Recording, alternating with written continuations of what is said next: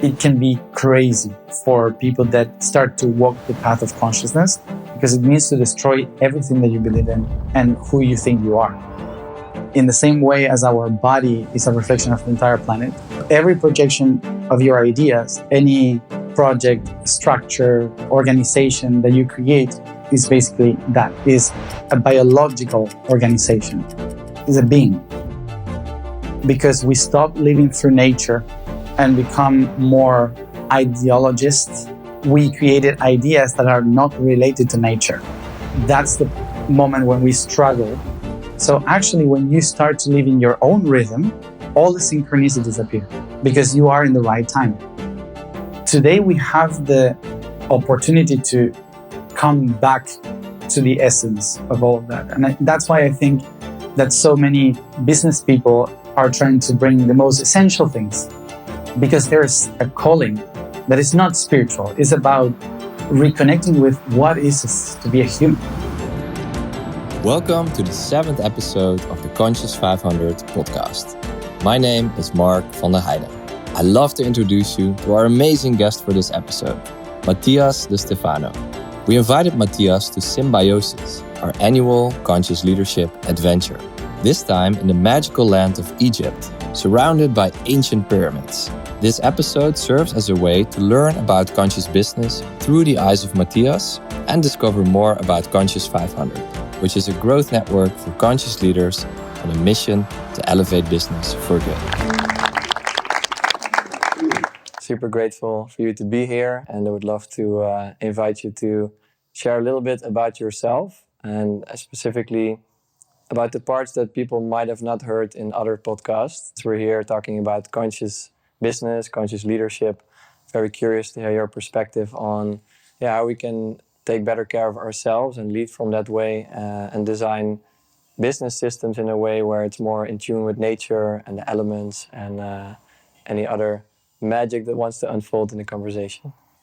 Well, thank you. Thank you for inviting me and for bringing me here. Because I knew I was supposed to be in Egypt these days, but there was no specific reason until you said the call. I was like, oh, now I know that I have to be in 11:11 there. Yeah. So thank you for that. Yeah, of course, many things to say. I think that the first thing to say is that I have to learn that myself too, because I'm not a person that knows exactly how to work in this reality, in this matter. I've been always traveling around the planet and connecting with nature and with history, different power places. And I'm more about someone that moves constantly in different directions. So it's very difficult for me to actually establish matter, let's say. So business is not a thing that I exactly know, but there was once that I had a meeting with a very important businessman in Argentina, where I'm from.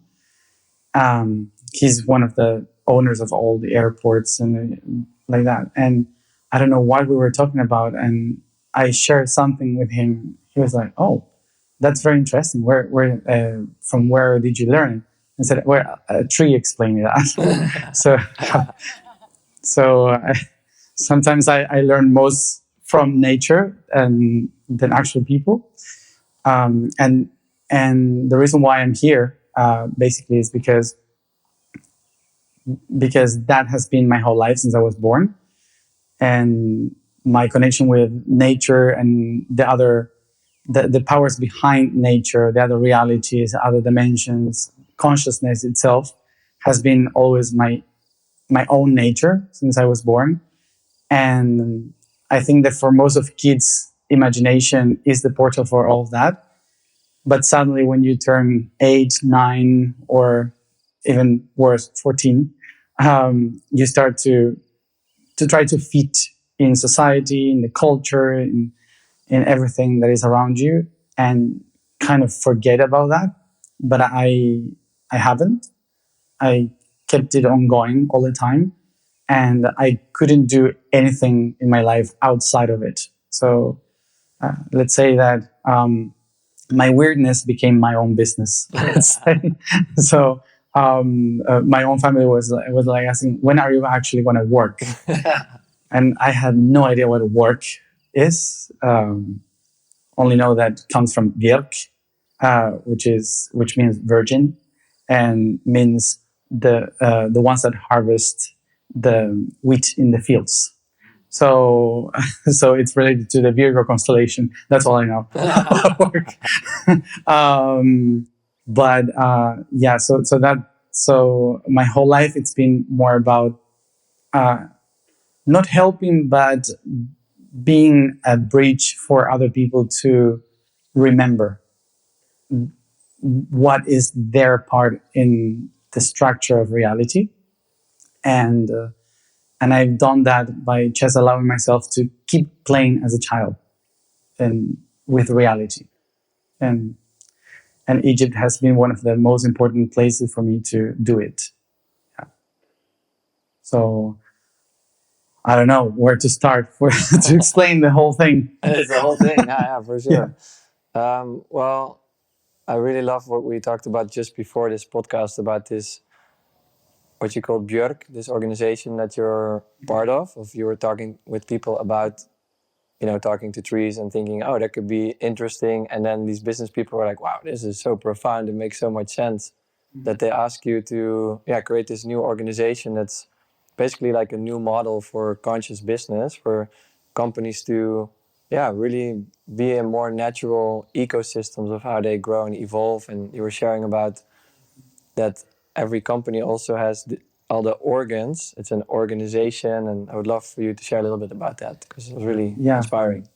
So for many years, when I was working around Earth and talking with trees, with plants, with stones and people and animals, the information that I have been sharing with everyone every time that I spoke with nature was about what is the main technology that the spirit has. Because from my point of view, it's not we are beings looking for the spiritual world.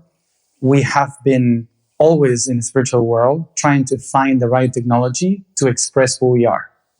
And biology, nature, is the expression of that. So it's not the other way around. It's not we looking for the spirit, it's the spirit designing this reality. So if you put it that way, you can understand that biology is the technology of the spirit. As for us today, this is technology, and we created something to help us evolve and to improve our lives. So biology is that for the consciousness of the spirit. So a lot of that information was trying to describe how the planet is a living being, how every territory is an organ, is a chakra, it has connections and biological systems all around. And therefore, a nation that is born in that territory creates an idea or a structure that resembles the land and the power of what the stones and the trees represent there. And it creates a state of that being that is the territory, a state based in an idea of the mind. So we create a nation. Nation means to be born. I was born in a land, so I become a nation. We all are born together, and we create a state of the being that follows certain ideas on how to manifest.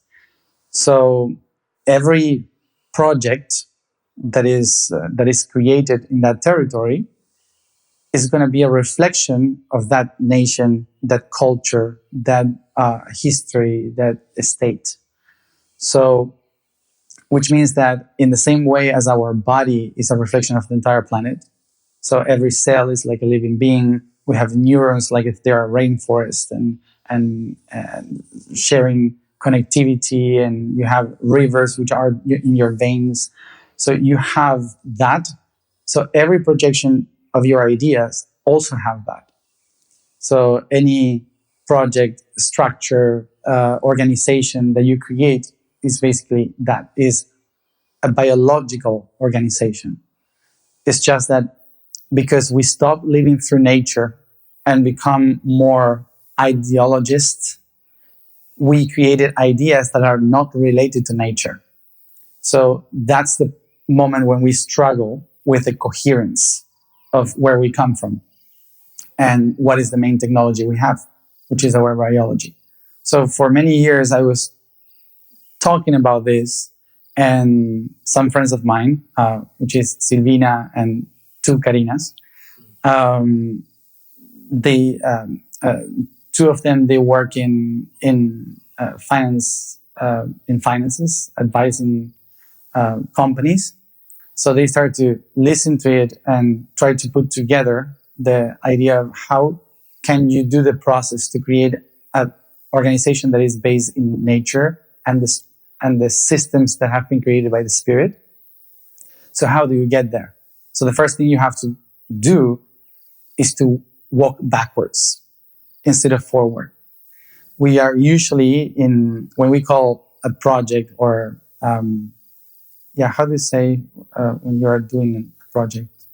Well, I don't have the word now. But in Spanish it's emprendimiento, but I don't know the word. Sounds amazing. I know what it means. So, yeah.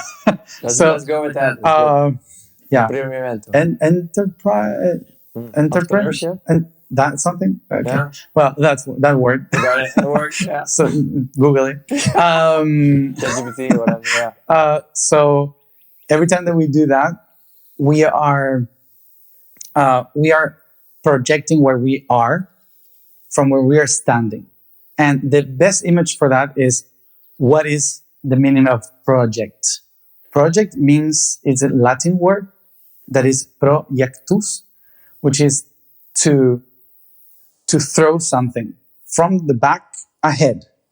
Yeah. So pro is in front and jectus is to throw something. So a project is to throw a spear to hunt an animal. So that was the first project that we ever had. So that's the word projectile, for example. So we project something from the strength of the past towards the future. So when we create a project, we usually think about the future.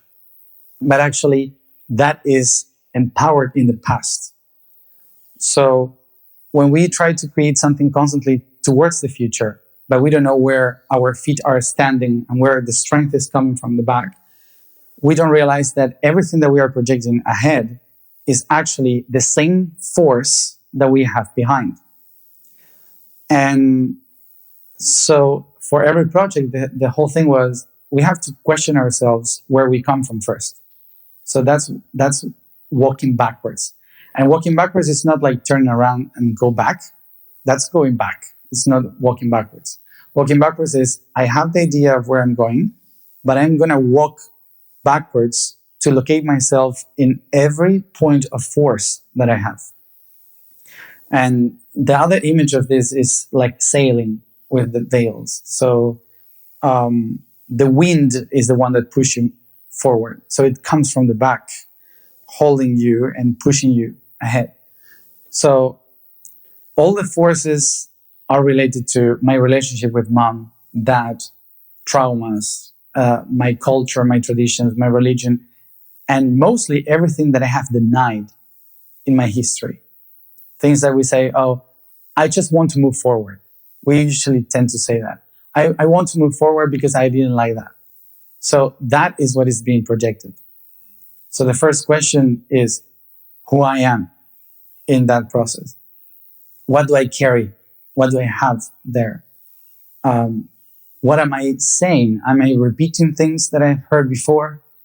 How do I feel about what I'm doing? What is the real emotion that I'm setting in this? What is my actual power or strength or force in that situation? Because maybe I am doing something from rage, and that's power too. So if I feel rage, so that's where I have to harvest my power.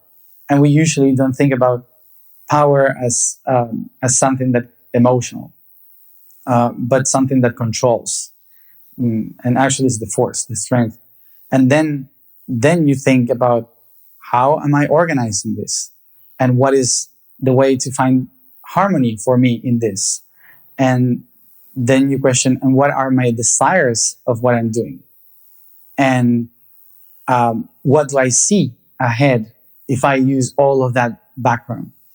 And how can I use that in the right way according to my own system?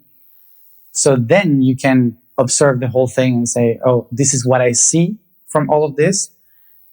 And after you've done that whole project, you have to question again, do I believe in it? And what is belief?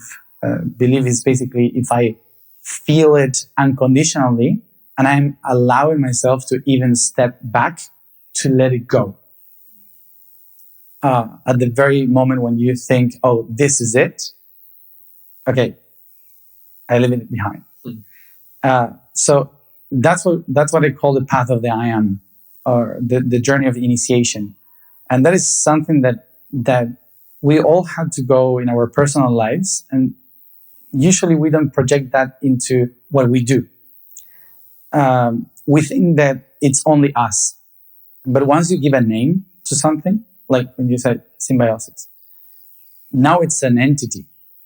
So, and it has a date of birth, and it has a structure, it has a mom, it has a dad, so now it's an entity. For the mind, it exists as something. So what is the birth of that? What is the background of that? What is the bargain that has as karma and dharma? And there is so much as a living being that is not just a project anymore. Is a being. So the idea of what we have been putting together was, how do you treat a company or an organization as a living being? And you walk through it in the same way as you would go to a psychologist or therapy or whatever. And ask the entity, what is hurting you? Where is your emotion going to? What are you lacking of? What are your organs? Is it hurting you in your liver? Because organizations also have a liver, the one that is processing all the heavy work. So maybe you have a problem there that is giving you headaches. So that's why you have a right vision. So you have to organize the chakras of the structure. And it's not just about the people working there. It's about the entity by itself.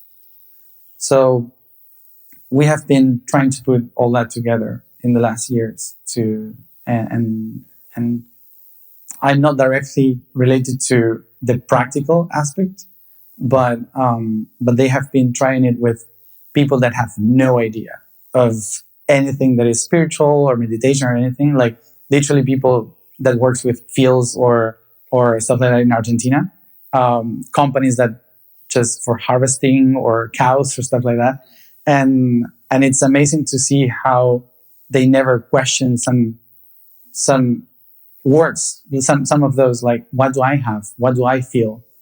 And they start to have these conversations with their families and their projections that everyone had upon the project and so on. And it's been very healing for a lot of people to stop seeing it as work and seeing it as creation. Yeah. So, that's part of what Björk was supposed to give. Yeah. Wow. I love it. Yeah. It's so powerful. And every time when you start to tune into these concepts, it makes so much sense when it clicks. And I feel like one of the biggest challenges now is I feel it's a language thing, so how do we communicate these concepts in a way where people that are, like you just described, like how did you get them to work with this? Like, did you say like, this is based on talking to trees, or did you, say like, oh, these are really successful business people that believe in this stuff, or like, why does it work? Or is it because biological is kind of like, it's biological, so it's logical that this works, but I'm curious how you approach this, also kind of zoomed out from, people like, for example, in our network, they do family constellation for business, or they bring sound to business, or they bring emotional intelligence or authentic relating, and we are discovering and bringing together the different blueprints of an ecosystem to really make a paradigm shift in business. So curious what you would recommend or what you have experienced on that. Well, so much to say. If anything from this episode resonates with you as a leader, and it can be a C-level executive, a founder of a startup or scale-up, or a solo founder that really is enthusiastic about bringing well-being and holistic practices into the workspace, and you really feel that you are a conscious leader and you want to connect with some of the most amazing conscious leaders in the world, then my invitation to you is to apply.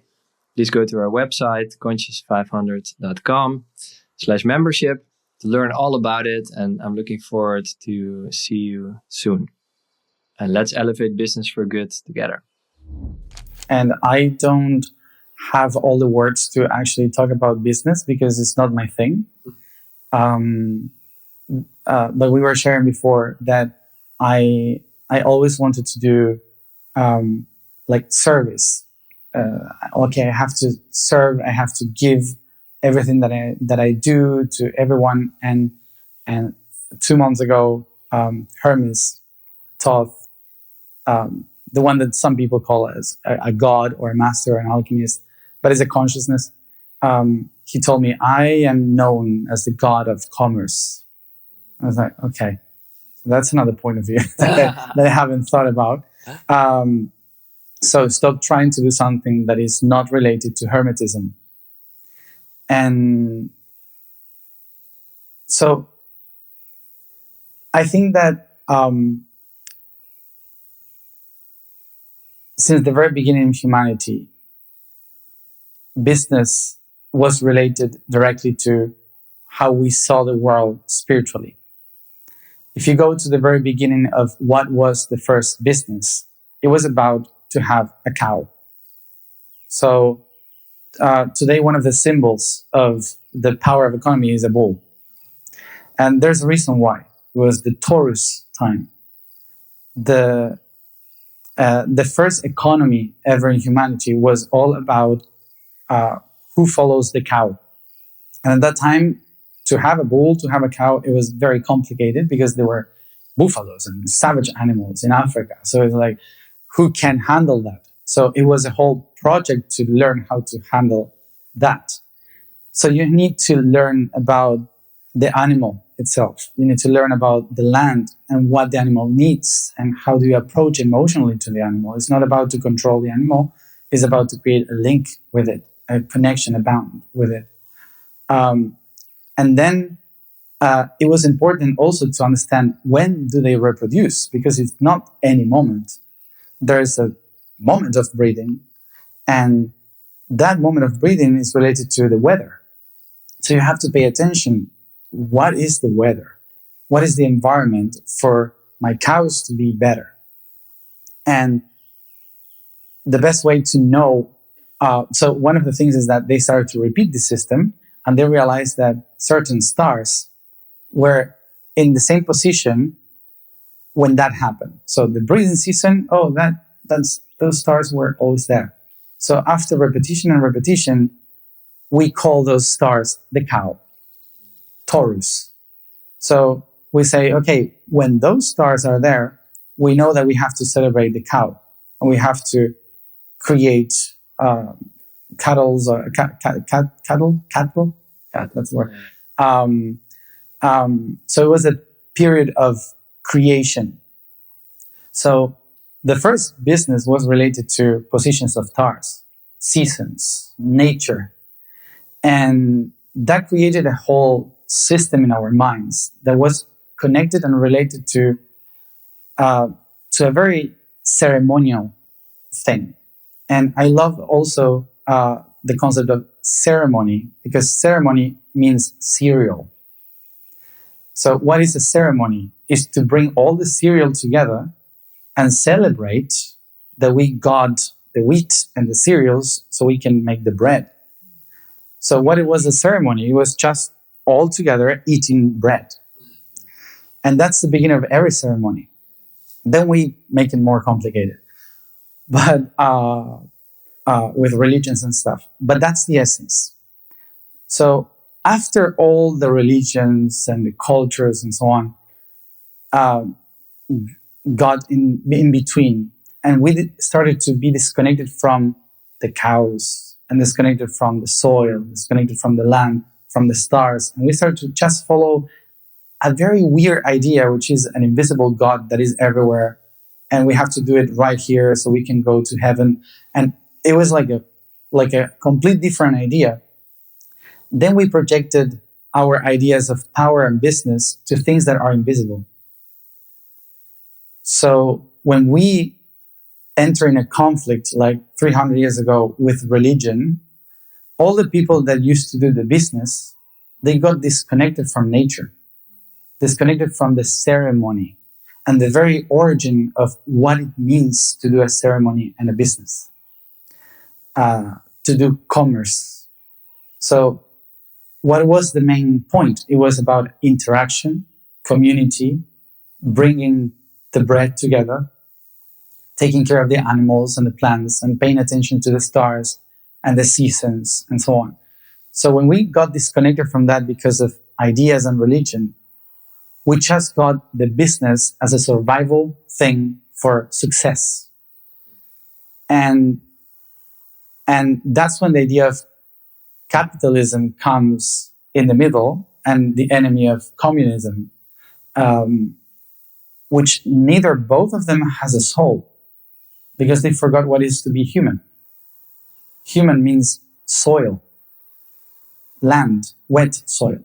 So when we start to live just in a world of ideas that are not related to what a human is, we start to create the idea of success. And the word success means literally to exit. It doesn't mean to be successful. It means to get out of somewhere to be somewhere else. So basically, that concept is I'm getting out of my humanity to go to my divinity, as if they are opposite things. So when people started to follow religion saying the human thing is like a punishment and we have to be divine and come back to heaven, and then a lot of people they stopped believing in God and heaven, but they kept the idea of I have to get out of my humanity to go somewhere that is successful, to exit from this reality, to go somewhere beyond. And the actual problems started, I believe, when a lot of people forgot that the main reason why we were producing projects, it was to be human, not to be better and go away from this reality. So, and this was not just a problem for business, it's a problem for every spiritual person too. Because even today, it's like, I want to go back to the fifth dimension. And I want to just escape from this reality. And we are so disconnected in this time that our whole idea of why this exists has been lost. So we are trying to find and figure out all the time how to go back to give a meaning to something. And that's what I meant about walk backwards. As you walk backwards, you can see the origin of why we were doing everything that we do. And we have been disconnected from, not because someone was a bad person that disconnected us, but the whole process took us to be disconnected to the main idea. So we kept the idea of we have to succeed by escaping something from before with the code that our first cell discovered, which was I have to survive as long as possible. And in life, we all know that we are going to die. And death and destruction is inevitable in creation. So to try to succeed from that destruction is also something that takes away your humanity, who you are. So today we have the opportunity to come back to the essence of all of that. And that's why I think that so many business people are trying to bring the most essential things, sound healing, talking about the ancestors, as you said, family constellation, because there's a calling that is not spiritual. It's about reconnecting with what is to be a human. Why do you do this project in the first place? It was because of family, or is because of money. What is money? So money can be food. Money can be anything that you harvest and you accumulate just in case this winter is terrible. So the reason why we try to constantly have more is because genetically we're still like squirrels. That we say it's going to be cold, so I have to have enough to cross the winter. So we are still programmed in our cells biologically with those fears. And those squirrels that manage to have many, they survive, and those who have less, they die. So that's why we all want to have more. It's just a programming in our biology. It's not philosophical. It's biological. That's why I think it's so important for us to go to our biology to understand that, and not to philosophical concepts of should I be more equal to everybody? Should I give what I receive to everybody? That's not how it works. First, you have to deal with the squirrel that you have inside, with the fear of survival, with the fear of not being accepted, of not being part of a community, of whatever. I don't know. Each one has its own traumas.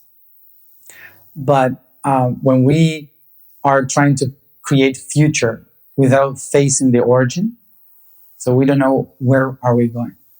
And I think that's why today a lot of people that accumulated a lot of nuts, let's say it that way, they're wondering, what am I doing? Because it's summer. So why am I accumulating nuts? Or it's just spring. It's just started. I have to eat something. Or share with other squirrels maybe, even if they don't deserve it. I don't know.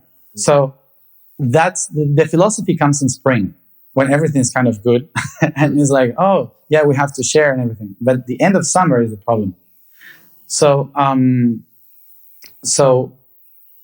why I'm saying the seasons? Because seasons are programming us since we were just a tiny cell under the ocean.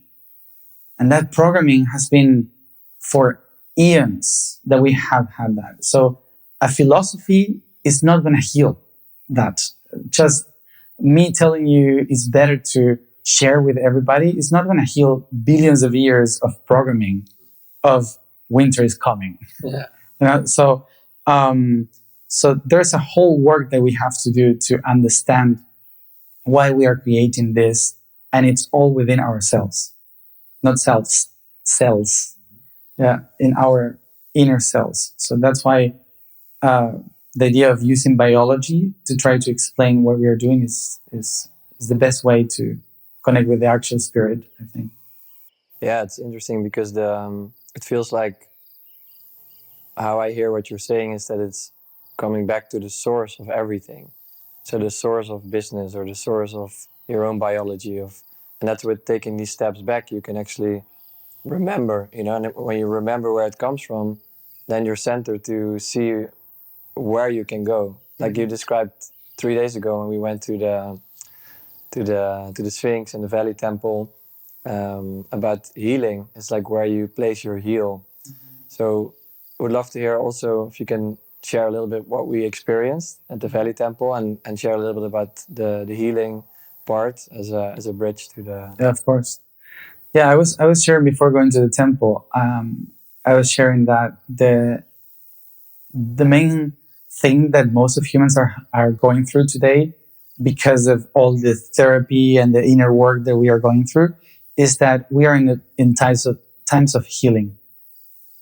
And we are healing ourselves, and humanity is being healed, and so on. But actually, we have been trying to heal since the very beginning. Like the first time that a cell ate a mitochondria, the problem started. So, so it's not something from this century. Actually, it's something from the very beginning of everything. It's been around for a while. Oh, yeah. We have been trying to heal for so long, and what I was sharing is that sometimes we believe, because of these monotheistic religions, that we have to heal to access heaven. We have to do something good so we could live right.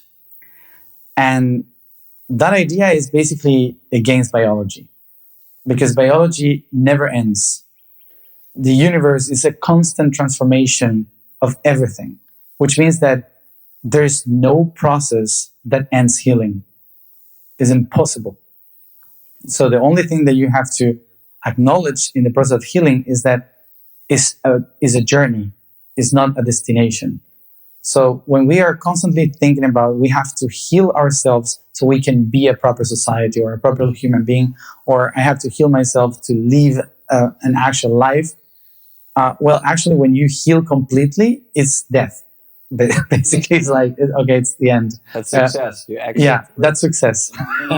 Yeah, when you die, you succeed. Yeah. Basically. So we are in times that we are trying to do it so right, and everyone is trying to constantly think about, what do I have to heal? How do I do it perfectly? That we believe that our path is about healing. And it's not about that healing. And what I was explaining the other day is that in English it works to explain better, but it's you heal when you put the heel in the right position. It's not about that heel, it's about this heel. So it's, where do you put the heel? So in the entire creation, the process of healing is the process of walking. The problem is, in which direction are you heading to? So when we are lost and we don't know exactly where we are going, we enter in the process of disease or in a process of illness. So confusion. We don't know where we are going. I have no idea where I'm walking. So the first thing that you have to do is stop walking and look at, where are you standing? Where are your heels?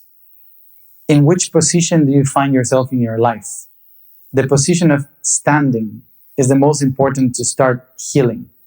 And healing can only happen when you shift the direction of your heel to create another journey. So the healing journey is not something that ends. It's just a constant reorientation of the direction. It's the navigation system of the mind.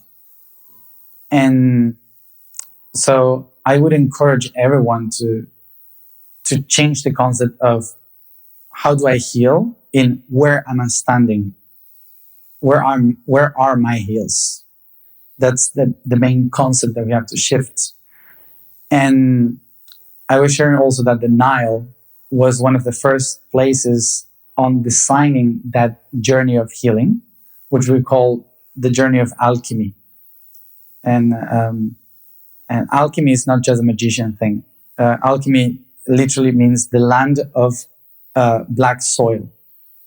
So Egypt, Kemet, means black soil, and in Arab is Al-Kemet. So you are defining, this is the land of the black soil.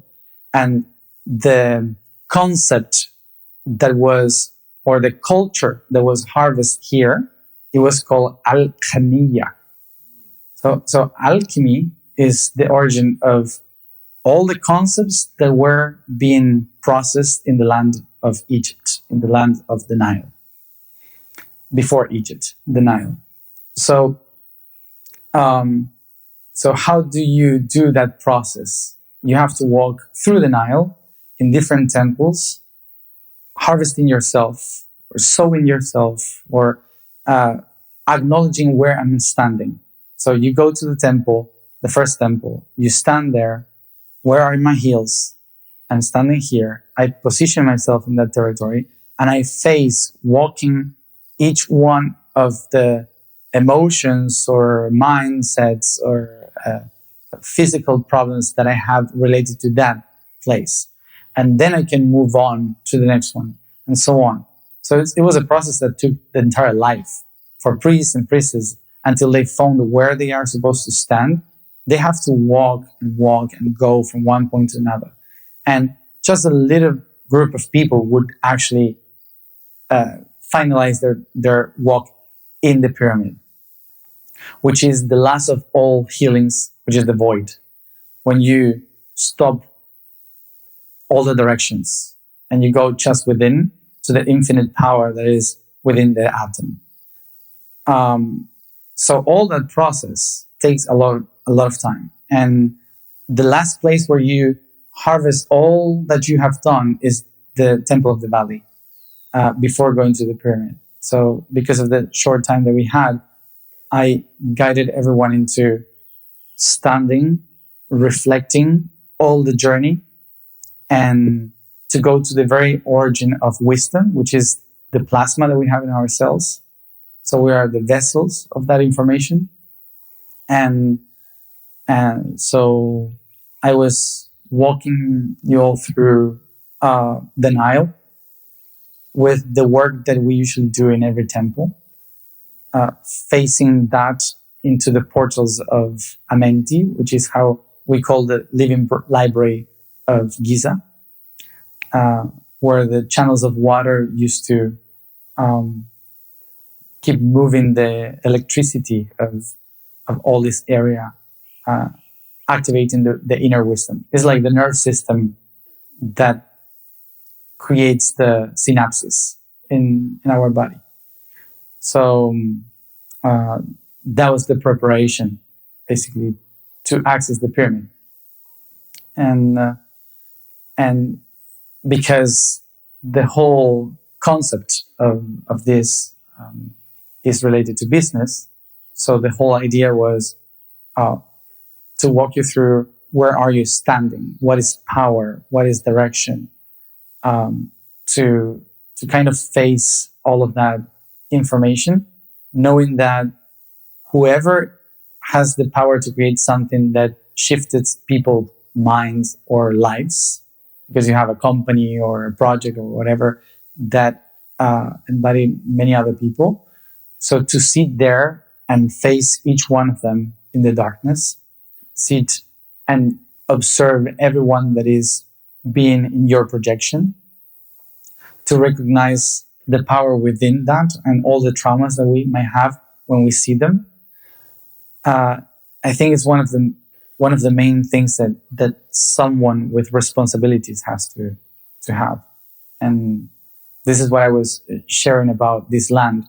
In the Egyptian time it was different, but before the Egyptian time, every king, queen, every priest and priestess, they were obligated to do this. They could not lead anyone if they didn't go through the whole process. They had to go until they destroy themselves. So when you are allowed to destroy yourself and all your beliefs, emotions, ideas, and you just disappear into the void in the pyramid, then you can put yourself back to the everything and you become more conscious. And I think I was sharing that, but conscious is not about making an ecological company. That's another thing. It's not like, okay, we take care of plants. That's not consciousness. That's ecology. Consciousness is to access a whole different perspective of what reality is. And it can be crazy for people that start to walk the path of consciousness, because it means to destroy everything that you believe in and who you think you are. That's why it's not a journey for everyone. And it's not something that we have to encourage everyone to do, but to be open to receive those who make the question. That's because otherwise you can push people into something that is terrible. Because we sometimes believe that consciousness is equal spirituality, and it's not. Um, Consciousness is like a very bad trip of infinite destruction. so um, so you start to live in peace with it when you stop trying to be destroyed.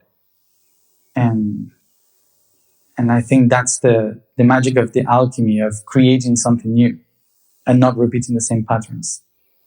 Yeah. Yeah. Well, it's cool that we are starting a company called Conscious 500 and basically Yeah. bad Sorry trip. for the 500. That's good. I don't actually think there is a bad trip. I think it's like a perception of an experience, and I feel the more we expand our consciousness about that fact, that it will actually shift. And that's also why we have an application process for people to be ready to step into the container, because it's not easy, and at the same time it's the most magical and amazing experience I can imagine. So so tonight we're also going to go into the King's Chamber. So I'm curious if you can share a little bit about how this temple is connected to the experience that we'll have tonight. Well, of course, the Great Pyramid of Giza is one of 100 pyramids in Egypt. So it's not the most. It's the most important one because it's the biggest one. But there was a lot of work, so you had to go like to 120 people, the pyramids around Egypt, before going to that one. So we have to be very thankful that today, because of economy, we can access the pyramid, because otherwise we would have to do a long process to be accepted there. And the as for sure many people have seen in some videos or stuff, the Great Pyramid of Giza is one of three main known. You see the three pyramids of Giza, but actually there are many more. Of course, we have the Shur here, Sakra, very close. So it represents the Orion constellation.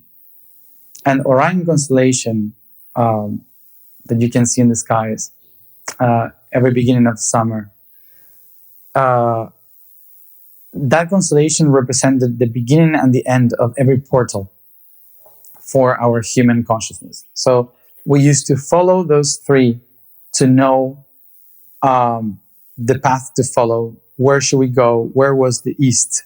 Where was the west? We related to it as the guidance for our consciousness.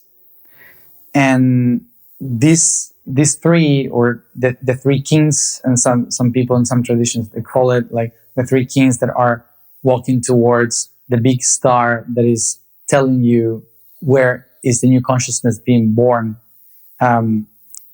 Today we have it as a Christian story of the three wise men that goes to the Virgin that gives birth to the new light, Jesus in this case, but actually represents the three pyramids, or the three stars that are pointing to the star of Sirius, which is the feminine Isis, the goddess that gives birth to Horus, the new light. So when the three wise king points to that star, and that star appears again in the horizon, it means that the waters of the Nile are starting to rise up again. So it means that you can start sowing again. So agriculture brings the culture, brings the light, and Horus is back. So all that is a story of alchemization. And so what it means to go to the Great Pyramid. Go to the Great Pyramid is like sitting inside and set your navigation towards Isis, towards the mother of creation. So it's like the last star that you touch before you actually access the entire system, let's say. So for me, the pyramids pyramid means fire in the middle. Pyramidos, so phiros, mide. So it's the fire in the middle. And it's not just a pyramid like this. It has chambers that go under too, that represents the lower aspect of it. So actually you have an octahedron. So when you see an octahedron, when you see a pyramid, it's the skeleton of an octahedron that holds the entire magnetical field of all the other geometries. So it's not just a pyramid. Those that you see today are bones of the actual living being that once used to be. It was a star. So it represents a seed. It's a seed of consciousness. So when you sit inside the Great Pyramid, is like, or any pyramid, is like accessing a different potential of the tree of life. So you have the tree of life in the entire cosmos. Every star is like a fruit or a flower in the huge tree. And then you have the core of it, which is like the little seed. So that's a pyramid. So every pyramid represents a star, which is a seed that can blossom as a new representation of the tree of life. So when you access that, you become the DNA of the seed, which means that you can access the code of the tree of life. And particularly, the Great Pyramid is the one that opens the path for the tree of life of all planet Earth.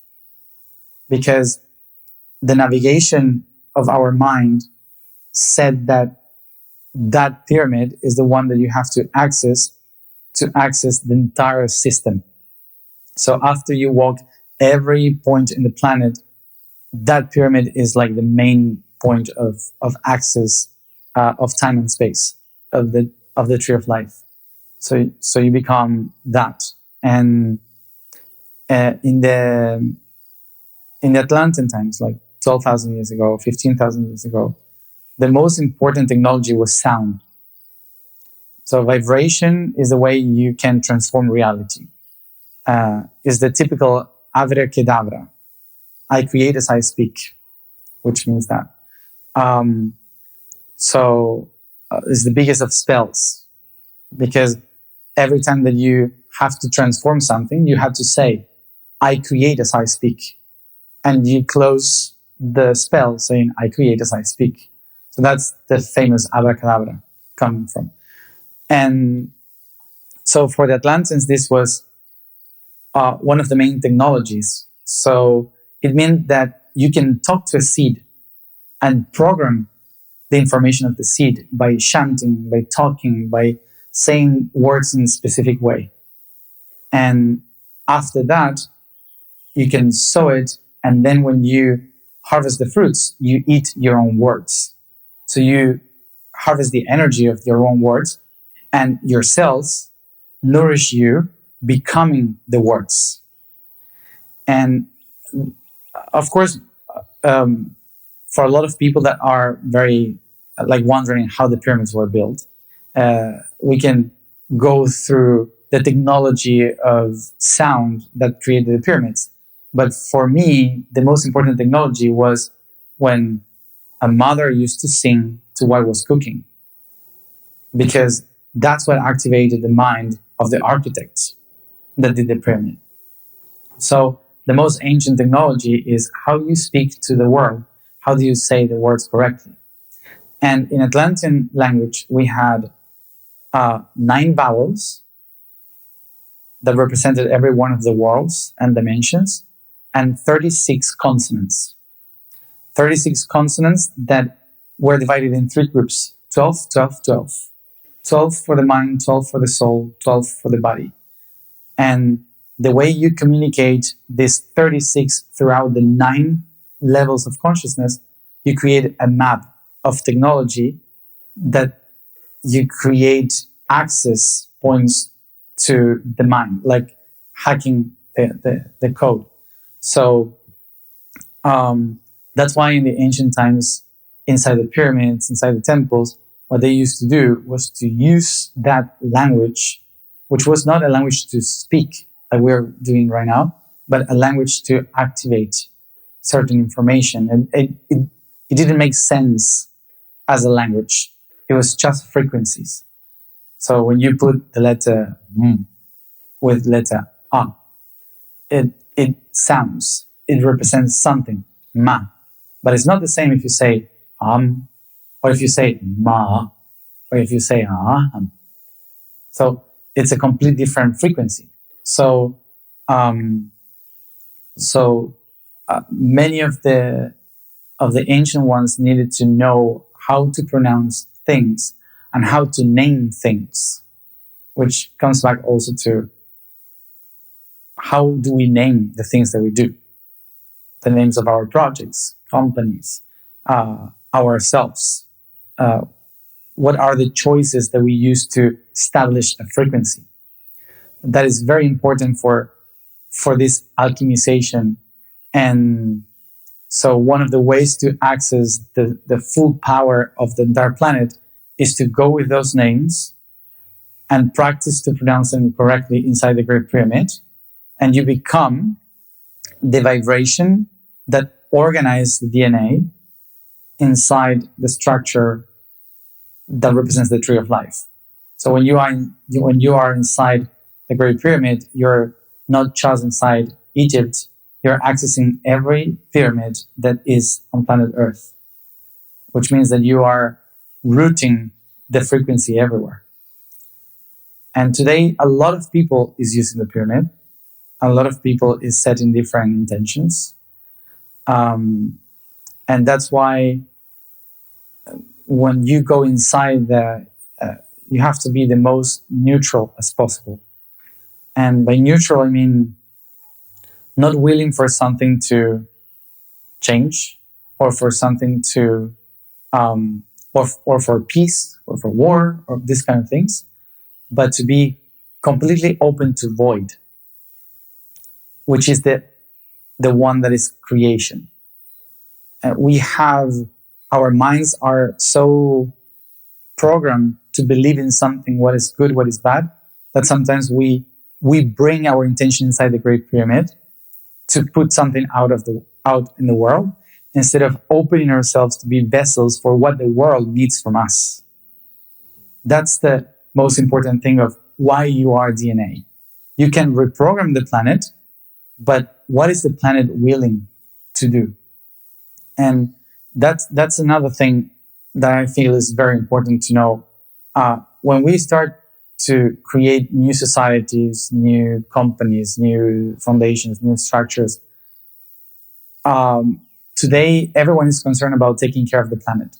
Like, we have to take care of the planet, we have to be ecological, and so on. And I used to say, planet Earth has been through greater and biggest shit than us. She has been destroyed at least 5 times fully. And here we are.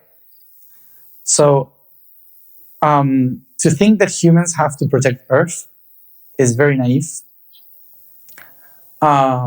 We are just neurons on this planet. We're just cells interconnecting this planet. So the shift is, I don't go to the pyramid to try to change the world. I go to the pyramid to listen to the world. And when I listen to the world, then I go and I manifest in my reality what is the world actually needing from me. Because I am a neuron in this planet. And every time that I connect with other neurons, I'm accessing more data, more information. But it's the planet talking. And of course, the planet is talking, hey, take care, because there are some things that you have to acknowledge. So that's why everyone is thinking about being more ecological and so on. But it's not because humans have to take care of Earth. It's because Earth is evolving into consciousness. And we are in the process of becoming aware, because the planet is going through that process. It's learning to talk. And eventually we'll talk with Mars. And when that happens, we have to be more coherent, because it's like traveling to the other side of the world, maybe from here traveling to China, and try to speak to them in Zulu instead of and because they don't understand Zulu, then you try with English, and we try with French, and we try with whatever, but never understanding what is my language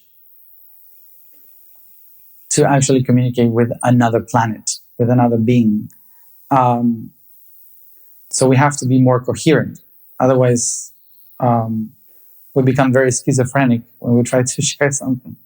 And eventually, Earth is becoming ready to expand into other worlds. And the biggest businessman of this planet is doing it.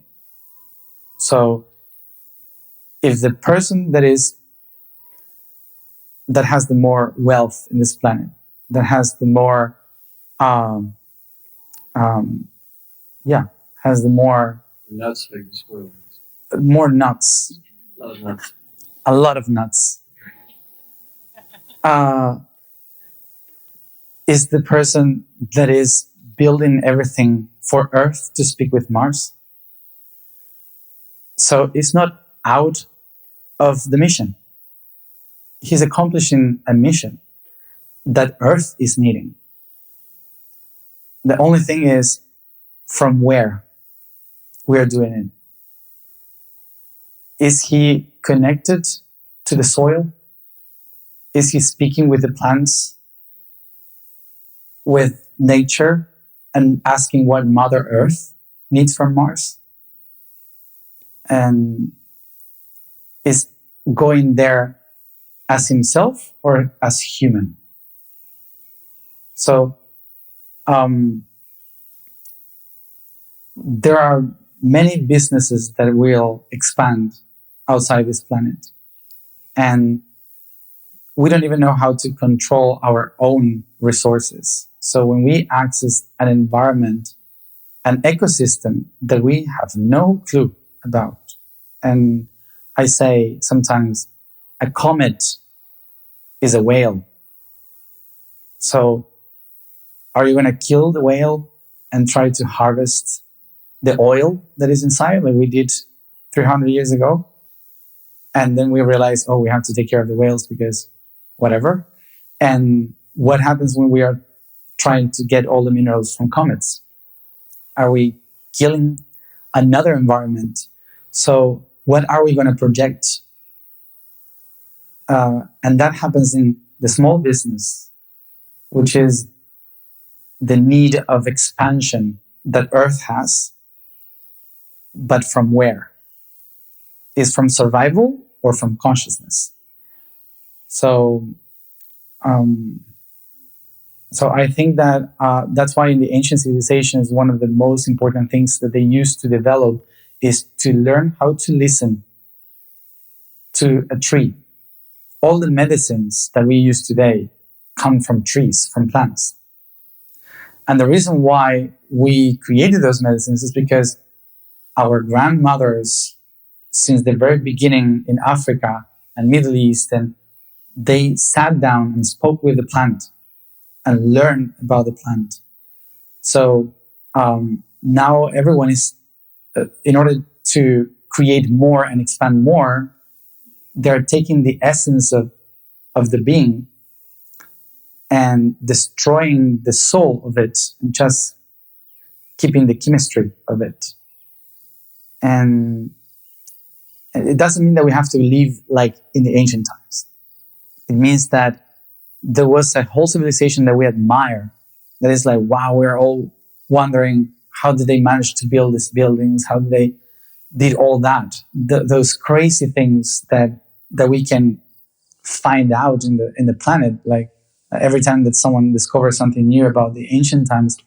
And the reason why they were able to do that is because they were human. They were part of the planet, not on top of it. And that's one of the biggest shifts that I think we have to do. And this is one of the main things that I always received inside the Great Pyramid.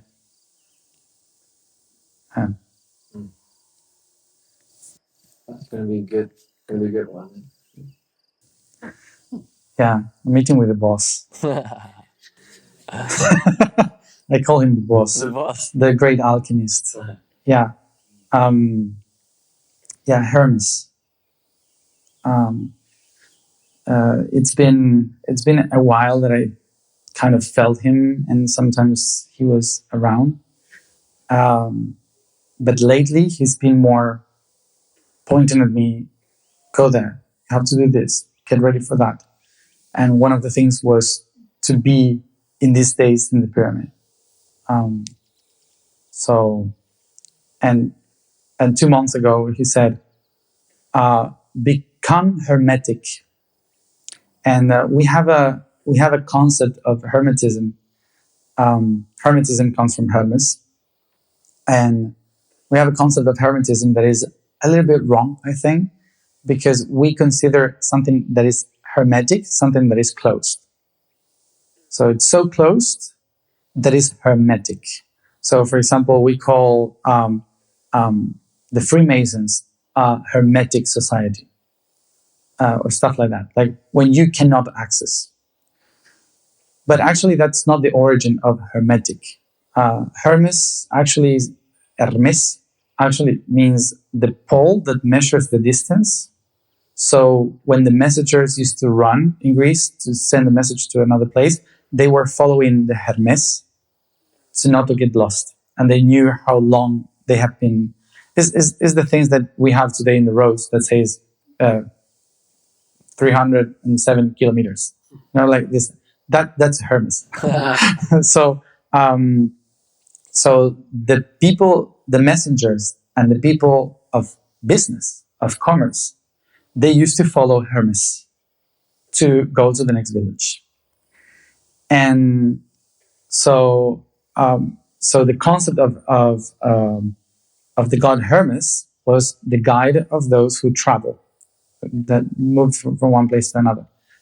But then in the philosophy, Hermes became the one that guides you to the inner journey, not just the outside, the inner journey. So how do you do the inner journey? You have to follow the different Hermes, the different points inside of you. But to go on that journey, you have to accomplish certain rules. You cannot just, I was using this example. Let's say I want to be a neurosurgeon. I want to be a doctor and operate a brain because I really care about brains. You cannot go tomorrow to a hospital and say, hi, I would love to open someone.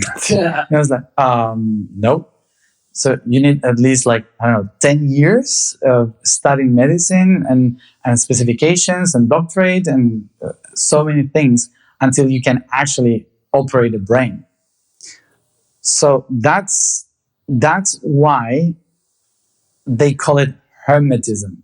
They call it hermetic to a university, which means you cannot do that in 7 days. You have to do it in a long process and prove that you can access the next level. So that's why all the different traditions that were following Hermes, they said, no, it's level 1. You cannot access to the level 3 until you do the second one, and so on. And so a lot of people got very annoyed about that. No, we all have the right to know everything. We have the right to know everything. So of course, okay, we will give you all the knowledge on the planet Earth. And boom, we call it internet. There you are. The access to everything. What do we watch? TikTok. So that's why.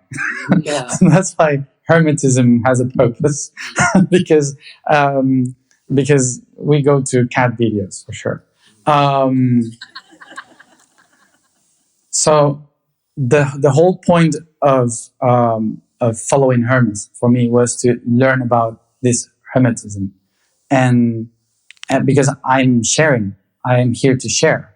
But one of the main things that he told me is,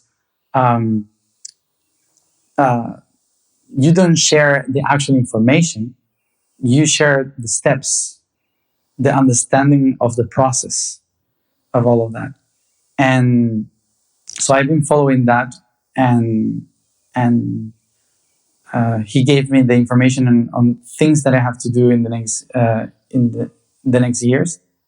and he told me he would give me the advices on how to start it tonight. And I feel it's very interesting that is with business people, because he said, when you follow the Hermes, I become the god of commerce. So, which is the step by step. So Hermes was the god of business, of commerce, of the banks, of the money and the communication. And he said, when I was trying to be hermetic and spiritual, he said, you are taking the wrong way. He said, I am the god of business. And it's so funny that today we're going to access that information with business. So it's like, oh, Probably a coincidence, right? Yeah, it makes sense. And he also told me that the way to access all information was through the Dutch code. So. Okay. Yeah. Whoops. Yep. So here we are. Nice. The Dutch code. So what is that? So what? It's the code of where everything in the planet. Let's put it this way. So if you have the entire planet as a living being, and every territory is an organ, and every nation is a story. So the entire planet, the consciousness of the planet, is living different stories, and every history of every culture, tradition, genetic code, ethnicity has a purpose in this planet. Even if you don't do it, your blood is doing it. Your cells are doing that. They represent something. So he always, when I connect with the planet, it's always talking about countries and regions, like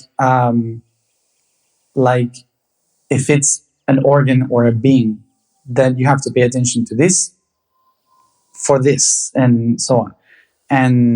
And what is the origin, the genetics, the ethnicity. So it's very important, because of all the coding of the mind of the planet is living within every living being. So plants, mycelium, animals, us, it's all encoded in our DNAs. So I love always to ask, where are you from, or where your family come from, or what's the meaning of your surname, or what's your genetical code from the back. So because it gives me the clue of what information we are working with. So there are sometimes that when these beings come, they say, I don't care about who you are. I care about where you were 300 years ago. And it's like a GPS thing of the mind. What is the genetics that you're carrying right now? So, so when I was following these stories that told me something is missing here, it's like you go to the doctor and say, I have a problem. My stomach hurts. And actually they say, well, but actually your problem is in your eyes, whatever. So you have to attend your eyes. So I was following a problem, and they told me, actually you have to find the problem in India. So I went to India, to the right place, to where they told me, this is the place that we need to unplug and to transform something in consciousness. And I said, so what do I have to follow to do it, to repair that specific story? And he said, follow the line south, and you will find the code. So I was following the map from India, right in the line where I was supposed to see. And the only thing that is there is a tiny little island full of birds, nothing else, tiny little island in the middle of the Indian Ocean called Amsterdam. So I went to Amsterdam. And I never received a free mind. Is that? Yeah. So I went to Amsterdam, and and I found part of the story, the information that I needed to, and then part of that story took me to Greece, and in Greece, we ended up in a cave in Delphi at midnight. We were supposed to go to a cave that I have no idea what it was, but apparently was the place where the muses used to express and dance with Pan, the god of fertility. So it's close to Delphi, and it said the code is inside. The code to access all the muses and the portals of the planet is there. And when we got there at midnight, there were a group of kids from Amsterdam camping in Greece.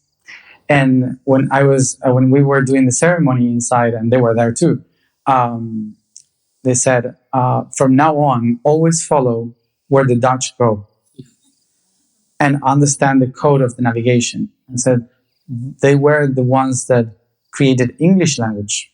So all the mindset that we have in the planet today is not from England. It was from the Frisians. The origin of the actual English. So all our mind is wired in that territory.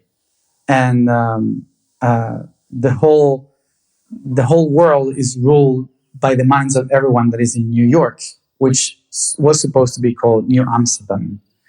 And every port around the south of the planet that are the portals for the navigation of the south, for the navigation of the mind, a different perspective, were all places that has Dutch names. So there are many, many links that take to that code specifically. And yeah, so they said, follow what the Dutch are doing. And I said, a lot of commerce, biology, so symbiotic. So yeah. And I just found out that you were from there yesterday. So I was like, oh, okay. More synchronicities that said, so bring that code in the pyramid. Yeah, let's do it. After that, I have no idea. Yeah. That sounds good to me. Yeah. And also want to thank Dear Jade who connected us to have this experience, another synchronicity. And can you share a little bit about synchronicity? Because I think if we bring more awareness to synchronicity in business or life or conscious leadership, like I think it will open up a lot of doors that make life much easier or better or more beautiful. So any perspective on that? Yeah, of course. And it's very aligned with everything, because all the story that I was sharing, that I was following to India, to Amsterdam, all of that is a story that says time is broken. Time has been broken. And there's something out of time that we need to repair with space. And it's a very long story of many things. But the main concept of it, what I got from all of that is that we are out of the rhythm. And the main rhythm, as I was explaining before with the bull and all of that, is to follow solstice, equinoxes, cycles of the moon, the position of the stars. For us today, it's like, that's astrology or astronomy, but actually is the way we feel, the way we live, our daily life is that. And we don't follow that anymore. The sunset, the sunrise. So the rhythms of humanity are completely off of this planet. We don't live with the rhythm of Earth anymore. And that's why we have more stress. So we are outside of time, which means that we don't follow the rhythm of our hearts. And in spirituality, people usually say, you have to follow your heart. How do you follow your heart? What it means? I have to follow what I feel? No. That's going to be a bad trip. It's going to be terrible sometimes, because it's not about the feeling, because the feeling is following the rhythm. If your rhythm is wrong, so you're following the wrong thing. So follow your heart means follow the rhythm. What is the rhythm of your daily life? How do you build up your life? How do you find what is your actual rhythm for sleeping, for for whatever you do in your daily life, why you do it, when do you do it, and so on. And when you start to organize your time, you start to feel less stress. Because right now we are all living with the time of others. We're all living outside of time because we live with calendars that are not aligned in our actual truth. Like the calendar we have today, terrible, doesn't work. And we say like, oh, it's just a day, but no, it means much more. Calendars were the main spiritual tool that we had to connect with ourselves and with nature and with the cosmos. So to organize our calendar, to organize our time, our hours, all of that starts to balance the rhythm of our heart. We are not stressed anymore. We start to find the right rhythm. And that's how you access the right emotion to do something and to follow the heart. So there's a whole process before follow the heart, is to balance that. And the way you can know if you are balancing your heart is synchronicity. The word synchronicity comes from synchronos, which means with time. So synchronicities only happen when you are in the right rhythm. When you're not in the right rhythm, you're just living the life of others, and it's like, oh, why magic is not happening to me? Like, why is it so boring? Why? Like, you need to find something that makes you feel alive. So actually, when you start to live in your own rhythm, all the synchronicities appear because you are in the right time. So that's why it's so important to start questioning ourselves, what is giving us stress? What is taking us outside of our own time? What are the things that we can just eliminate from our lives that stress us or take us away from our coherence? And by that, sometimes it means divorce, to give away people, to get out of certain places, to quit jobs. So that's why it's so difficult and so complicated for a lot of people, because we are attached to the survival of the clan. And we are attached to when you are attached to that clan, you don't live your time. You're living the time of the culture, the religion, the whole structure. And that's when synchronicities disappear. You're out of your time. And so synchronicities is simply something that was constantly here that I cannot see because I'm going faster. So when I go slower, I can see it.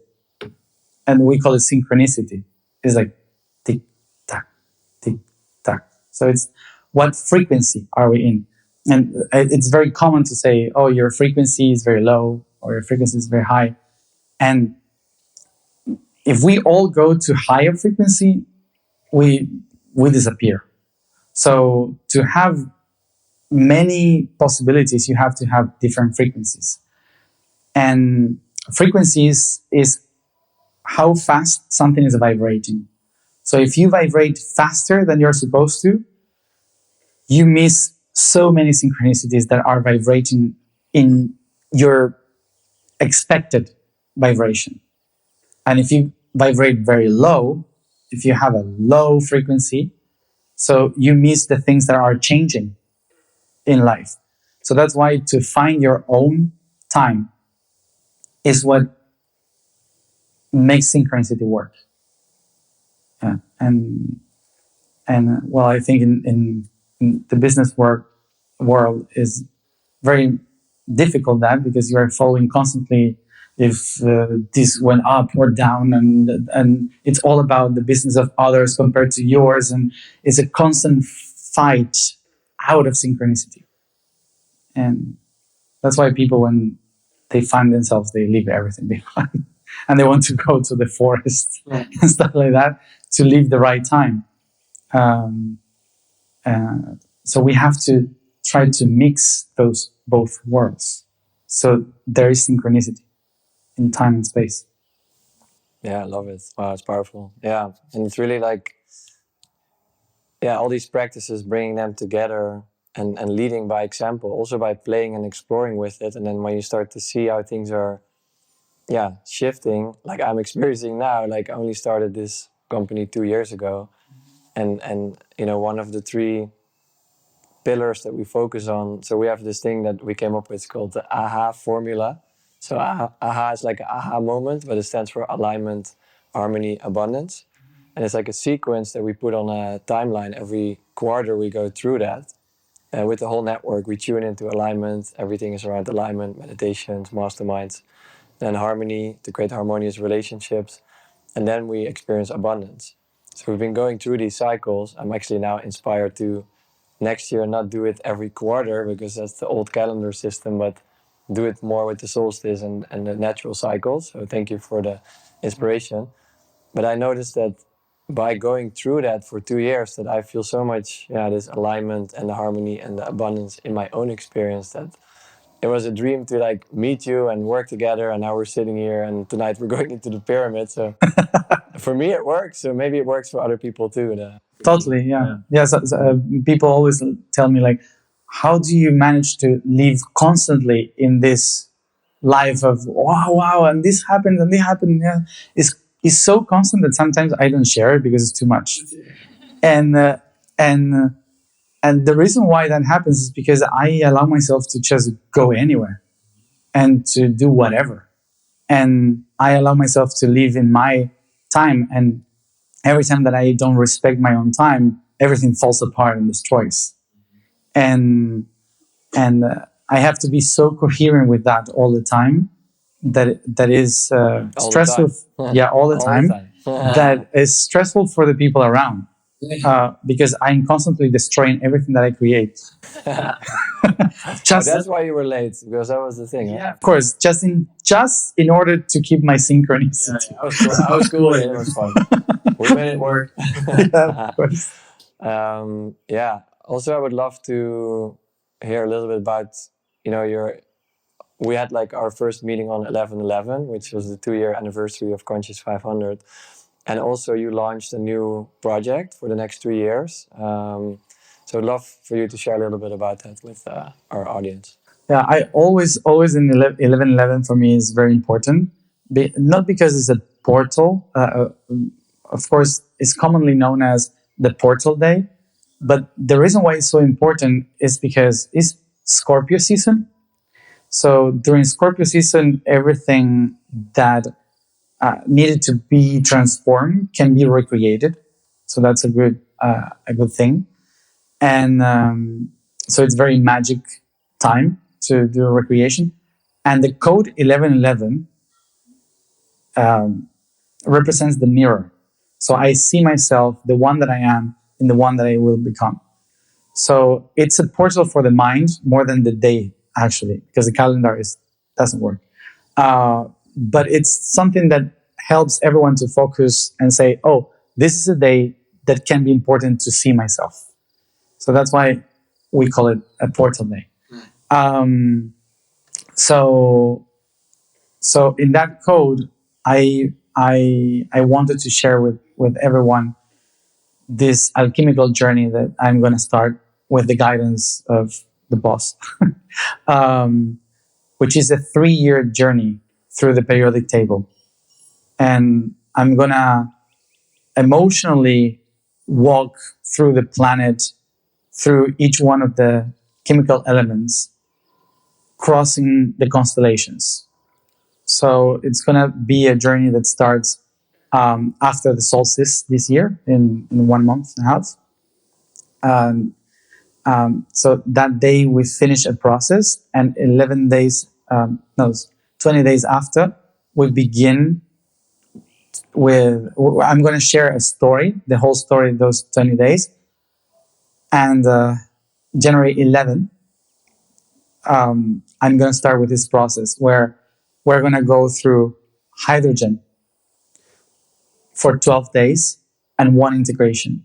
So those 12 days are going to be for Aries, Taurus, Gemini, Cancer, and so on, walking the history of humanity through hydrogen. We alchemize that on the 13th, and we start with helium, and then lithium, and so on. So 92 elements that represents the 92 nodes of the planet that are natural from Earth, before going to the ones that were created, like Neptunium and Plutonium, which are the North and the South Pole, the ones that are outside. And so the whole alchemical journey is going to have 13 gatherings in every solstice and equinox. So 13 solstices and equinox, 7 eclipses that are going to be the alchemical path, the stages of alchemy, and then the products of those alchemy, which are 4 moments in every February until 2029, which are the product of alchemization. So the 4 pillars. So it's going to be, and the middle point of all of that is the alchemical marriage, which is the moon and the sun, that are going to be in the longest eclipse of the century here in Luxor, in the land of alchemy again. So it's the longest, 6 minutes and a half of an eclipse right on top of Egypt. So that's the middle of the entire process. And yeah, so it's going to be an adventure of every day calibrating a specific information. And as I am on an adventure telling a story, because this is going to be like a storytelling of chemistry, to do alchemy within, to transform the poison of confusion into the medicine of clarity.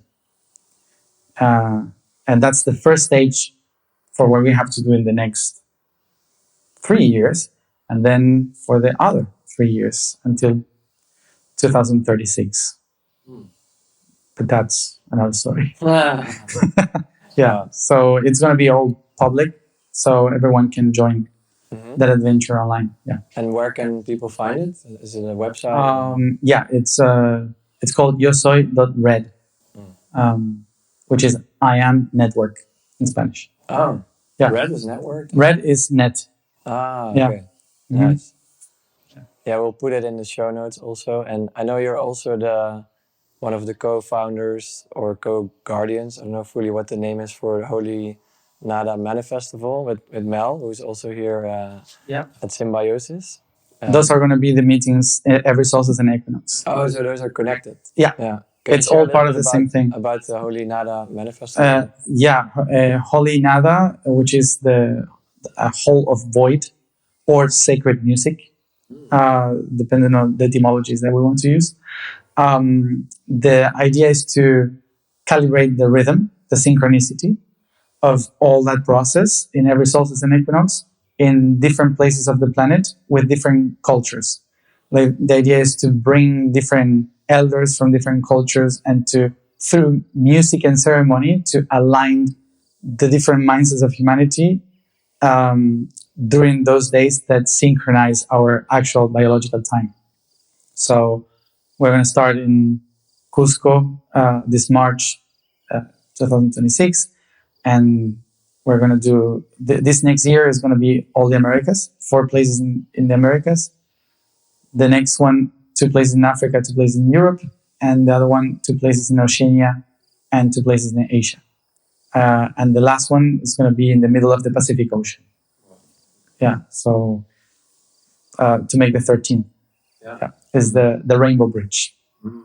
And the 12 colors of the rainbow. So it's going to be a very busy period of alchemy. Yeah, you don't have to be bored. Sounds like a good adventure for sure. Yeah, we'll put it also all in the show notes. And just to close it off, we have about 5 more minutes already. Smell some amazing Egyptian food coming, I can smell it.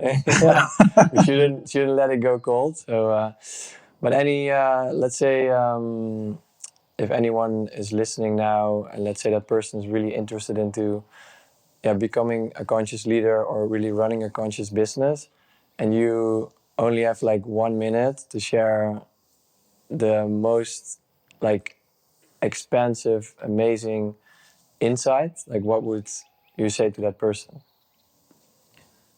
I would actually invite that person to, like we did in the temple, to learn how to die. The first thing that we can do to create something new is to learn to release everything. Our emotion upon it, our perceptions, our intentions, our projections, everything that we have upon something. In order to create it as it really has to be, you have to allow all the rest to die. So I encourage everyone to go through any process that you think is the best way for you to get away from it and do completely something completely the opposite to what the project is, until you take your emotion, your mind, and your body completely out of it for days, months, or whatever time you need, until you start to find the synchronicities that will tell you exactly how to create it. I think that's the most important thing that I would share in order for someone to actually align with the true purpose of it and not the perception that we have about it. Do we still have time for the Q&A or no? Yeah. Of course, you use the voice, and that is definitely a profound gift that you give. I'm curious if you've ever thought about being a sound practitioner. A sound And practitioner. working with the tools. I always try to use a tool, and I'm terrible at it. I have my own personal journey with my rhythm that I have to fix in all my life, which is my constant reminder of doing it. So I have no idea how to play any instrument or to hold a space for that. But I do use my voice in the temples and whenever there's a ceremony. So I love to use the sound for that. But I usually do it with the planet or certain places, not with people. So I never actually work one-on-one with someone. But for me, it's the most important technology. I heard your voice loud and clear the other day at night. Oh, you were there? And and it was profound to hear you sing. You have such a beautiful voice. Well, sometimes it's not me. Because there were some times that inside the pyramid is different too. Sometimes there are some things that I cannot do, but only when I'm aligned and with someone else. I think that's what Whitney Houston said too. Just saying. You shared this big project that you're now on. How do you prepare for that? Do you go in ceremony? Do you use a space that is sacred for you? How do you prepare to factor in all those goddess and goddesses, gods? I love to just go through and receive whatever is there. I don't actually prepare myself. I don't have a way, but I'm open to any way that is happening around. Sometimes is in a church. Sometimes is in a ceremony that someone does in a very ancient way. Sometimes is just in a temple here or under a tree. But that's why I constantly need to be in movement until I find the place where I stand. And because the consciousness is fractalized in so many different places, sometimes the information that a palm tree can give you is not inside the pyramid. So if I prepare myself to only do it in one way and only in one place, I don't open myself to the possibility to read so much data. So I don't close myself to any way. I use any possibility. So that's why I follow whatever is happening. Yeah. And how come that you now know that it's till 2036? How does that happen in your... Because the eclipse of August 2nd, 2027 is the middle point of this magnetical field of what we are going to create. So from there, you can count 6 months before, 6 months after, or 12 months before, and you start to calculate that with the specific eclipses that are going to be, because it's seven eclipse process. So you have 3 first and 3 after with the one in the middle. So that gives you the period of time. And the limit of the process is asteroids. So we had the one that created a lot of chaos, Atlas. Three Atlas. So that one crossing in the day of the portal, which is 31st October. And we have the other one crossing under the satellites, which is Apophis, in 14th April 2029. So all that process from one to the other and the eclipses gives you the right amount of time. And from there, you have to think, okay, is Holy Trinity. You have to follow 3 cycles and then repeat the 3 cycles to manifest something in matter. 3 for the mind, 3 for the soul, 3 for the body. That gives you 2036. Yeah, and a donkey in the background. Oh yeah, of course. The first guide of humanity. Yeah, so I want to ask you even more about time, because you said that you don't think our calendar is good.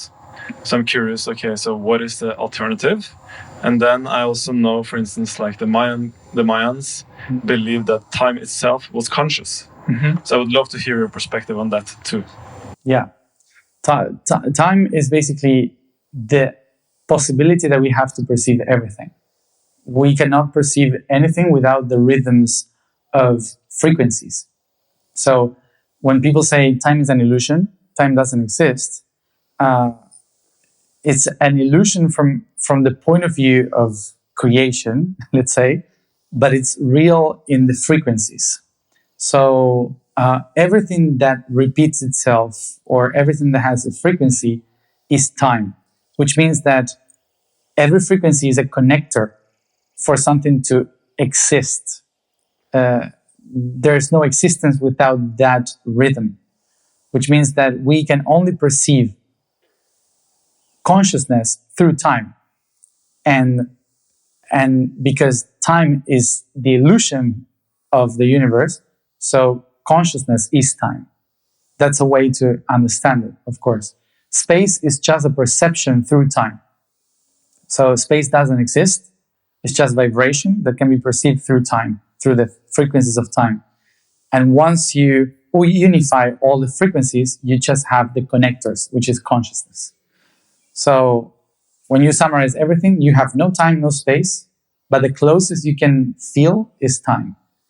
And that's why when we are outside of time, we are incoherent. We cannot feel coherence, we cannot feel the synchronicities, and so on. So that's why it's so important. And calendars are related to perception.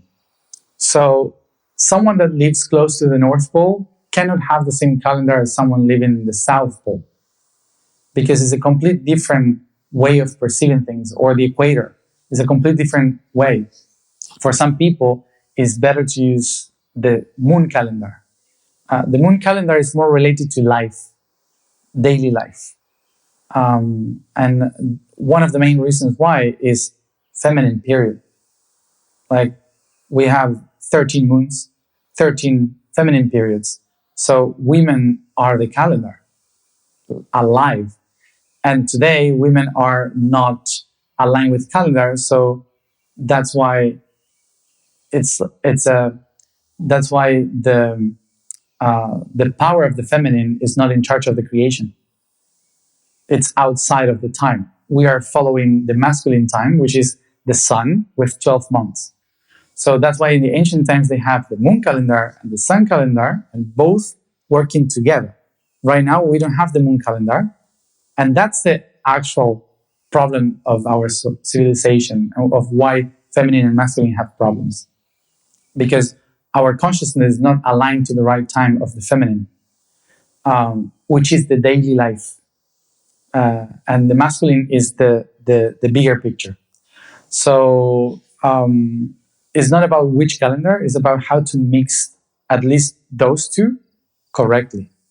Today, people don't know when a solstice is or an equinox is. And basically, that's the main point of the crucifixion of time. So we are aligned in our cellular level because of solstices and equinoxes. And no one knows when they are. So those are the main things that we should go back to. Yeah. We're sitting here among those beautiful palm trees. Yep. And you say that you speak with the trees. Sometimes. Sometimes. I also speak with the trees. Uh-huh. But I also understand that it's very rarely that we can connect with them so that they want to open up. Oh, yeah. Yes. Do you have any recommendations that you can give to us of how to approach the tree's wisdom again? To go to a tree wisdom, you have to stop being human. For the trees, we are moving too fast. So you have to become kind of a tree to be able to listen to the tree. So it requires to sit and forget who you are and feel the tree and observe and just sense. So it requires more time than usual because you have to forget that you are moving as an animal. Otherwise, they cannot communicate with us because they don't see us. It's like a being from the fifth dimension moving around and said, why they don't listen to me? Why the humans cannot talk to me? Or why I'm trying to say, follow there, but we cannot hear because 5th dimension moves so fast. The vibration is so fast that unless they don't go slower, we cannot hear, perceive, or sense them. So the same way with the trees. We have to slow down a lot for them to be able to communicate. And perhaps also to follow the 13 moon calendar. Mm-hmm. Yeah. Well, they of course they are connected to the rising of the waters, the we call the tides, the inner tides. We forget about the tides in our blood, but they're happening all the time. So they're connected to that. So it's more, of course, in full moons, the information is much more open. Yeah. So I have a question. So yesterday night, I remember you saying we went into the temple and saying like, look for signs or symbols in dreams. And yesterday I was going to sleep and I saw like water with light shining on it and a spider. And I feel like today also the whole theme has been a lot around the spider kind of weaving the web of time. So I'm really curious to kind of hear your perspective on it, also connected to the water and Aminti and all the things that we've been doing in the temple. Well, my higher self called himself White Spider. And maybe he's been weaving a lot of people. Since even before I was born. We started to call him the Weaver because that's how he looks like. It's a huge magnetical field that looks like a white spider that is weaving magnetism all around. And so the spider is a symbolism of accessing the 8th dimension, which is time. So all the possibilities exist in the 8th dimension. And the symbolism of the spider is the one that weaves all times together. So it can see the 8 directions, it can move through the 8 directions. So it can create a network of frequencies that whatever moves through the network, it can feel it. So the presence of the white spider is, or the spider in general, is a very important symbolism of how the 8th dimension is weaving the right time. So it's taking us to a specific time. Yeah. We actually had someone who was bitten by a spider 2 days ago. Oh, good. Today, real life. Yeah, we had someone too in South Africa. We were stalking, and she was beaten here, but apparently a huge spider. I was like a horn. I would like to ask your perspective, like on kind of, hear very often the word leadership, Mhm. and that I feel like nowadays so many people want to do the new village. Mhm. Like they feel the calling to lead a new village, and I wonder how, like, because there were people who were travelers, as you said, and how a family and a village makes it happen to keep their own rhythm, Mhm. so being healthy, and at the same time also staying connected and really do co-creation and staying healthy in a connection, like what we also tend to do, and everyone I hear around wants this. There's this deep longing, I feel, to have connection, and on the other side we feel this autonomy. So I'm curious what you say.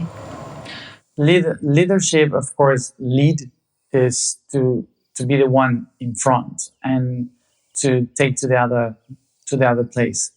So we have to go to the very origin of what was that, what it means. The first thing is that we are mammals, and because we are mammals, we always need someone to lead.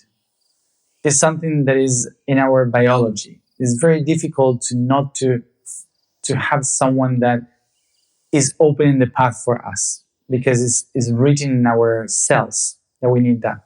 So one of the main reasons why we needed a lead is because thousands and thousands and thousands of years ago, even a few million years ago, we have gone through the process of having to find a new community, a new place to settle, because we had no food.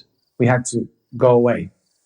So the role of the leader was the first one the one that was crazy.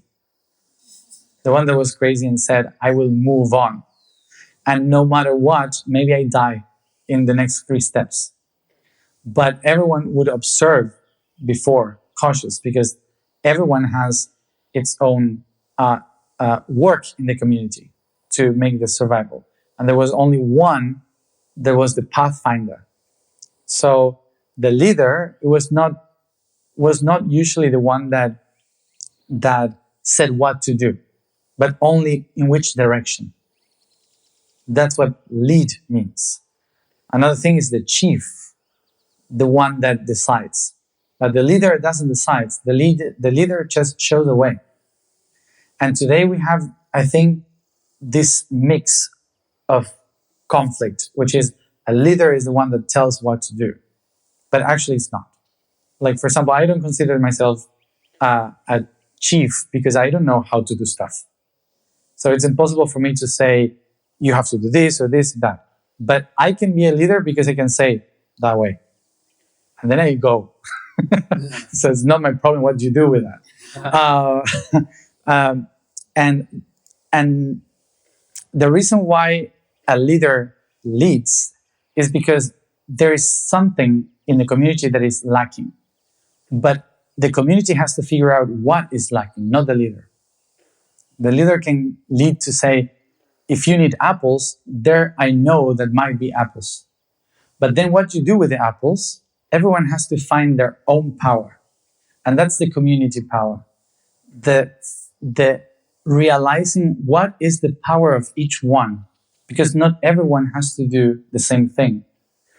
And to go there, to acknowledge the power of each one, is one of the most difficult things that we have to do today, because everyone wants for us to be something that we are not. And we are being pushed to be a leader, to be a master, to be an entrepreneur, or to be the best one. And it's not like that. You have to figure out what is your power. And usually your power is hidden in your rage, in your frustration, in your pain. That is where power is. And we usually don't want to face that because it's wrong for the society. And so when you go to that, you realize, oh, that's my power. And the reason why I feel that emotion is because I'm not using it correctly. So that is part of how you build a community, asking the other, what is your rage? What is that is moving you? Like, what is your hidden power, basically? And that's why it was so important in the ancient times to sit around the fire and to talk about everything that happened in the day and how everyone felt about it. That is a very important clue. The thing is that today, all of that was used in a very distorted way through morality. So morality, religion, traditions have obligated us not to sit around the fire in the same way, but to repeat a pattern instead of creating a community. And a community is not communism, even if the word is the same. A community is empowering what is hidden in everyone, because when the leader says there, then everyone has to know what to do with the apples. And that's why it's so important, the gatherings, the sharing, because that's how you open up to acknowledge where is the trauma, so you can find the power. And that's why the communal thing is important for that. Not to create a society. Societies are a different thing. But to find the power and then know what to do with it. Shukran. Thank you so much for tuning in to the Conscious 500 podcast. It means the world to us if you hit subscribe and spread the word about this episode. In 2026, we will have 5 in-person experiences. Genesis during the spring equinox in Portugal, Lumina at the summer solstice in Norway, Harmonia with the fall equinox in Greece. Our annual Symbiosis will this time be in Mexico, and Noctura during the winter solstice in Belgium. If you feel called to join Conscious 500 and our upcoming events, please go to conscious500.com. Join us in the mission to elevate business for good.